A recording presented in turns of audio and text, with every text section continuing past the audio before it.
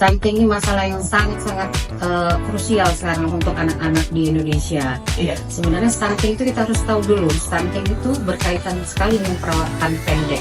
Dari stunting itu berasal dari kata perawatan pendek stunting, tetapi pada stunting itu perawakan pendek pada anak dengan usia dan jenis kelamin di bawah persentil 3 atau minus 2 SD. Itu kita katakan menjadi perawakan pendek. Tapi apabila anak kita katakan sebagai stunting itu dikarenakan kekurangan gizinya dalam jangka waktu yang panjang atau yang kita sebut ya malnutrisi kronis. Jadi stunting itu perawakan yang pendek akibat kekurangan gizinya itu dalam jangka waktu yang udah lama. Anak tersebut berat badannya tidak naik sesuai dengan berat badannya. Nah itu kita harus aware nih, wah anak ini kenapa? Karena stunting itu bukan tiba-tiba pendek, dia karena awalnya kenaikan berat badannya tidak sesuai dengan kenaikan berat badan minimal itu tadi. Oke. Sebenarnya kalau misalnya kita mengetahui itu sudah banyak terjadi di 1000 hari pertama kehidupan. Nah itu berkaitan juga karena semakin cepat kita mengetahui anak tersebut stunting, itu kita semakin cepat bisa memperbaiki kondisinya dan harapan kita tentunya bisa menjadi normal. Harapan kita semakin kita intervensi, terutama anak-anak mungkin yang kita sudah ketahui lahirnya berat badannya lahirnya rendah, di bawah 2.500 gram, atau anak-anak yang prematur, ibunya melahirkan di usia 8 bulan, belum cukup bulan, 7 bulan. Nah itu juga sebagai faktor risiko stunting. Nah dengan anak-anak yang kondisi dalam tanda kutip butuh pengetahuan, butuh keadaan khusus seperti BBLR tadi, prematur, itu kita harus kejar, terutama di 1000 hari pertama kehidupannya. Karena apa? Kalau kita menemukannya dia di atas 2 tahun atau 3 tahun sampai 5 tahun, itu kita hanya bisa memperbaiki tinggal 20%.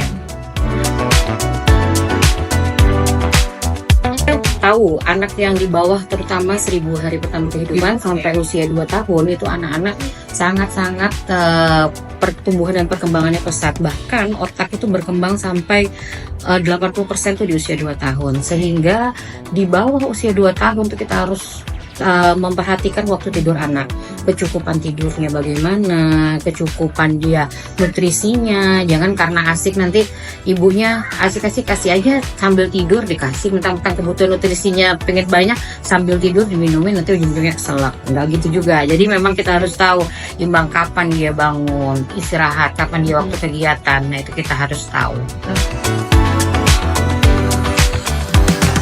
Kita jelaskan di awal tadi, anak stunting ini tidak serta-merta langsung kita diagnosis sebagai stunting.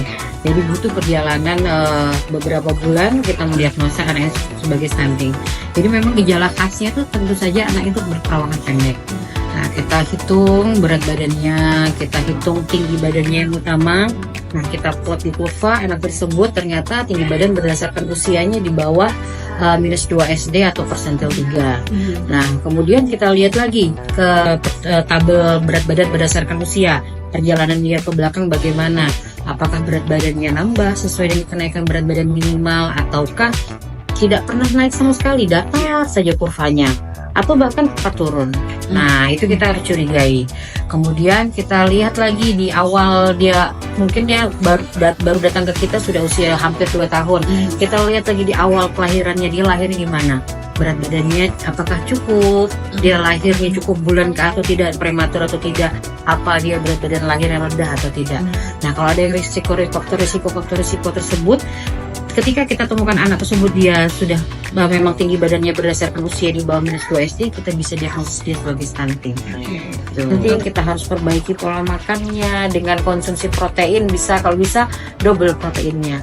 Tapi bukan double itu, kadang-kadang ibu-ibu ini double telur.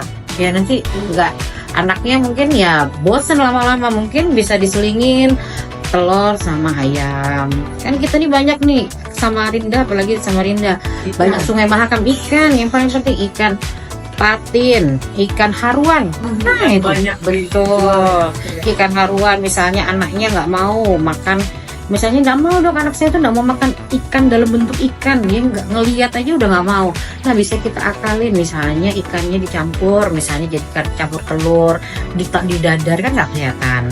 Nah, itu kan bisa termasuk konsumsi yang tadi itu double protein.